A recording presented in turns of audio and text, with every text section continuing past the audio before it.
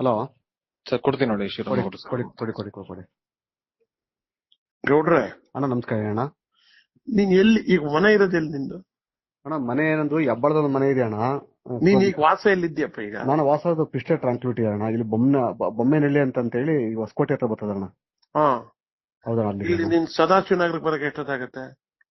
ಅಣ್ಣ ಇಲ್ಲಿಂದ ಹೆಂಗೆ ಮಾಡಿ ಕೂಡ ಒಂದು ಮುಕ್ಕಲ್ 2 ಗಂಟೆ ಆಗುತ್ತೆ. 1.5 ಗಂಟೆ ಅಂತೂ ಆಗೇ ಆಯ್ತದೆ ಅಣ್ಣ. 1.5 ಗಂಟೆ ಆಯ್ತು. ನೀನ್ ಅಷ್ಟು ದೂರ ಹೋಗಿ ಉಳ್ಕೋತಾರ ಬೆಂಗಳೂರಿಲ್ಲಾರವ? ಏನ್ ಮಾಡ್ತೀನಿ ಅಣ್ಣ, ಸ್ವಲ್ಪ ಸಿಟಿ ಬೇಡ, ಊಟ ಕಟ್ಸ್ಬೋಣ ಅಂತ ಇಲ್ಲಿ ಅಪಾರ್ಟ್ಮೆಂಟ್ ಹೋಗ್ರೆ. ಇಲ್ಲಿ ಡಿ.ಕೆ. ಸಾಹೇಬ್ರಿಗೆ ಕೊಡ್ತೀನಿ. ಕೊಡಿ ಅಣ್ಣ ಕೊಡಿ. ಏನ್ ನಡೆದಿದೆ ಎಲ್ಲ ಕರೆಕ್ಟ್, ಉಳಿಕೆದೆಲ್ಲ ಬಿಡು, ನಾವಿರ್ತೀವಿ. ಕರೆಕ್ಟ್ ಆಗಿ ಸ್ಪಷ್ಟವಾಗಿ ಹೇಳಿ. ನಾಳೆ ಏನಾಗುತ್ತೆ ಅನ್ನೋದ್ನು ಆಯ್ತಾ ಇದೆ, ನಿನ್ಗೇನೇನ್ ಡೆವಲಪ್ಮೆಂಟ್ ಸಿಕ್ಕಿದೆ ಅದೆಲ್ಲ ಹೇಳು. ಕೊಡಿ ಕೊಡಿ ಕೊಡಿ ಅಣ್ಣ. ನಮಸ್ಕಾರ ದೇವರಾಜ್ ಅಣ್ಣ ನಮಸ್ಕಾರ ಅಣ್ಣ, ಚೆನ್ನಾಗಿದ್ದೀರಾ ಅಣ್ಣ? ನೆನಪಾಯ್ತಣ್ಣ ನಂದು. ಹೇಳಿ ಅಣ್ಣ ಹೇಳಿ ಅಣ್ಣ. ಏನೇನಾಯ್ತು? ಏನಿದೆ ಪರಿಸ್ಥಿತಿ? ಅಣ್ಣ ಇವಾಗಿನ ಪರಿಸ್ಥಿತಿಯಲ್ಲಿ ಸ್ವಲ್ಪ ಅವ್ರು ಏನ್ ಮಾಡಿದಾರೆ ಅಣ್ಣ, ಹೈಕೋರ್ಟ್ ಅಲ್ಲಿ ನಾಳೆ ಸ್ಟೇ ಆಗೋ ಚಾನ್ಸಸ್ ತುಂಬಾ ಇದೆ ಅಣ್ಣ.